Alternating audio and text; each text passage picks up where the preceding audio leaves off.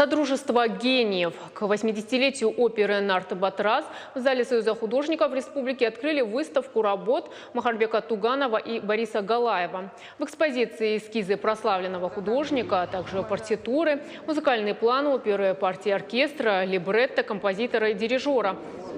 Выставку открыл камерный оркестр Северостинской филармонии. Под открытым небом исполнили отрывки из оперы «Нарт-Батрас» и другие произведения. В мероприятии приняли участие представители Министерства культуры Республики, Союза художников, композиторы и общественные деятели. Познакомиться с работами можно до 25 сентября.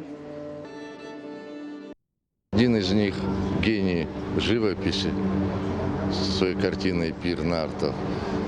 Второй, как бы сказать, основоположник осетинской профессиональной композиторской школы.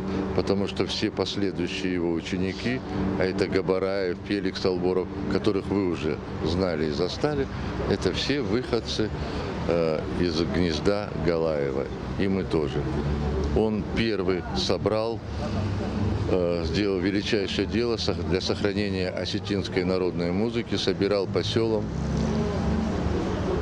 народную музыку, записывал на восковые проигрыватели, и потом это все был издан сборник 100 осетинских героических песен, который является настольной книгой для всех композиторов нашей республики. Уже не первый мы проект вместе с Союзом композиторов делаем, и вот сегодняшний я особенно радуюсь, потому что идея сделать это вот здесь, на открытом воздухе, перед статуей, замечательная статуя. У меня чувство, что вот он вот слушает и радуется, Махарбек Туганов. А они были большие друзья.